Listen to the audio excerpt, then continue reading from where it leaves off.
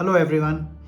आज के इस डिस्कशन में हम लोग बैकलॉग्स के बारे में बात करेंगे। Lot of students have asked me to discuss about backlogs and we all know it is a very common problem. आजकल सभी बच्चे ये कहते हैं कि सर बहुत बैकलॉग इकट्ठा हो गया है, हम पढ़ नहीं पा रहे हैं, बहुत पीछे छूट गए हैं। सो इस तरह की डिस्कशन काफ़ी मेरी बच्चों से होती रही रिसेंट टाइम्स में, तो इसलिए आज हम इसी पर डिस्कशन कर लेते हैं। अब ये प्रॉब्लम जो है बैकलॉग्स वाली, ये अननेसेसरी है काफ़ी हद तक। तो थोड़ा इसको रीडिफाइन कर लेते हैं कि बैकलॉग कहना ही किसको चाहिए। तो बैकलॉग थोड़ा डिफाइन कर लो। बैकलॉग आप क्या समझते हैं? आप लोग जनरली ये सोचते हैं कि जब तक किसी चैप्टर का पूरे असाइनमेंट कंप्लीट ना हो जाए तब तक ये चैप्टर कंप्लीट नहीं हुआ, लेकिन ऐसा सोचना गलत है। जो स्टडी मटेरियल्स आपको कोचिंग क्लासेस प्रोवाइड करते हैं वो इस तरह इस्तेमाल करने के हिसाब से नहीं दिए जाते हैं।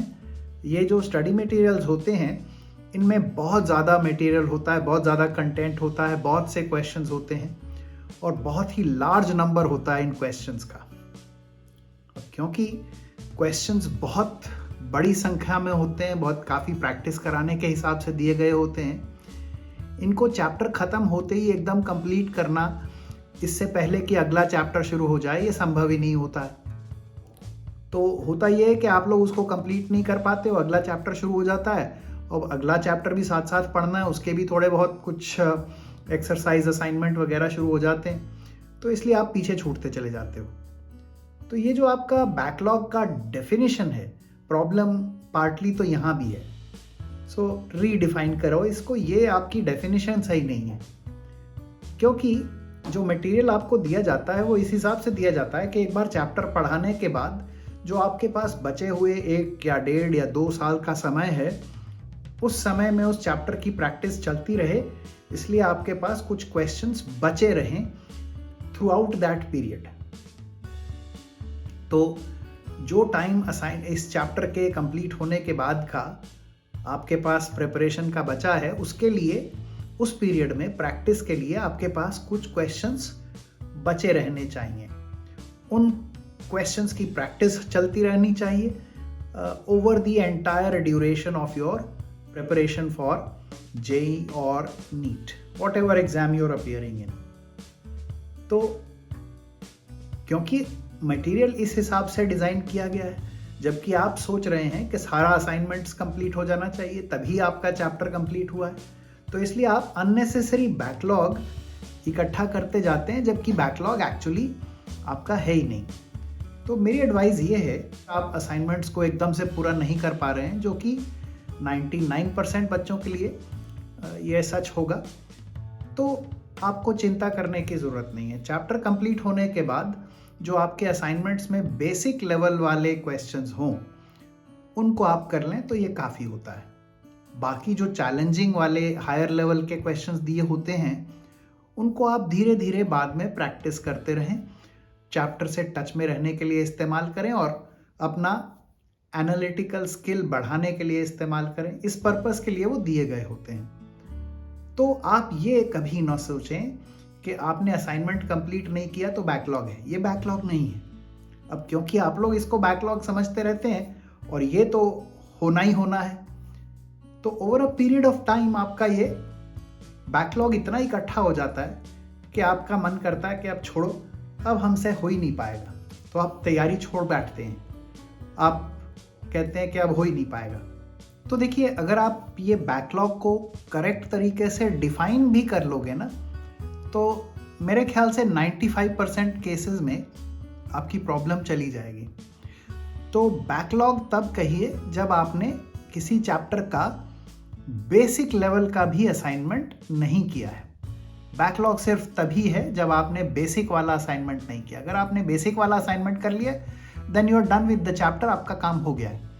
पर काम हो गया है in the sense for the time being. ये चैप्टर खत्म हो गया है, नक्की हो गया है, ऐसा तो इस प्रिपरेशन में होता नहीं है।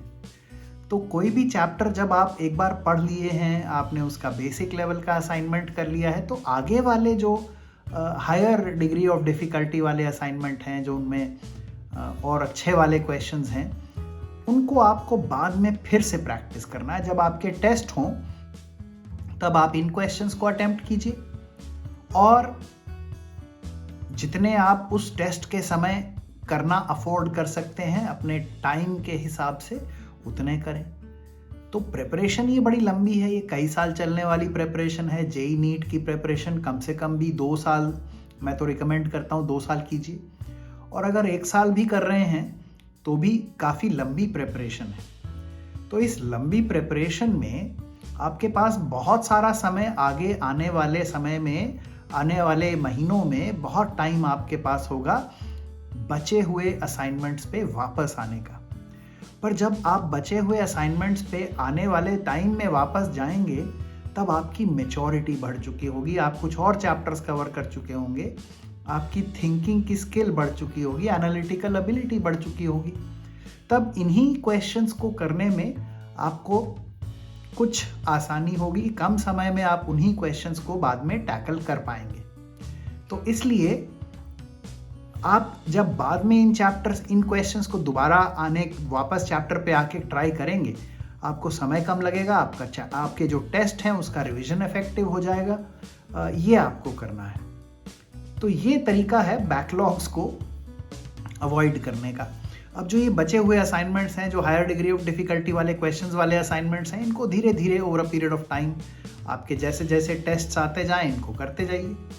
अब हर इस तरह के असाइनमेंट का 5-10% हर टेस्ट में करते जाएंगे। कोचिंग क्लासेस में टेस्ट तो बहुत होते हैं, तो over a period of time आपके ये वाले असाइनमेंट्स भी कंप्लीट हो जाएंगे। पर अगर ये कंप्लीट भी हो जाएं तब भी आपको ये नहीं सोचना है कि ये चैप्टर तो जी हो गया। ये सोच फिर भी गलत है। आप फिर एक बार आपने क्वेश्चंस निपटा लिए, खत्म कर दिए आपके असाइनमेंट्स के क्वेश्चंस, आप कोई और किताब ढूंढिए जिसमें आपको कुछ फ्रेश क्वेश्चंस मिले और फिर उनको अटेम्प्ट कीजिए। किसी चैप्टर को आपने ये कभी कहना ही नहीं है कि ये तो हो गया, नक्की है। आपको उसे रिविजिट करना है, पर रिविजिट करते वक्त आपको कुछ नए क्वेश्चंस चाहिए। तो अगर आपके असाइनमेंट्स कंप्लीट हो चुके हैं तो कोई और किताब खरीदिए और उसमें से उन क्वेश्चंस को ट्राई कीजिए जो अच्छे लेवल के क्वेश्चंस हों। ये तरीका है बैकलॉग्स को अवॉइड करने का। और अगर थोड़े बहुत बैकलॉग हो भी गया है अब, तो बेसिक लेवल के असाइनमेंट्स कर लीजिए और फिर आगे बढ़ते चले जाइए। और फिर ये जो प्रोसेस मैंने असाइनमेंट्स को रिविजिट करने का आपको बताया है, ये प्रोसेस कैरी आउट करते रहिए। You will be able to solve this backlog problem in no time at all. So with this advice from me, I hope your backlog problem will go.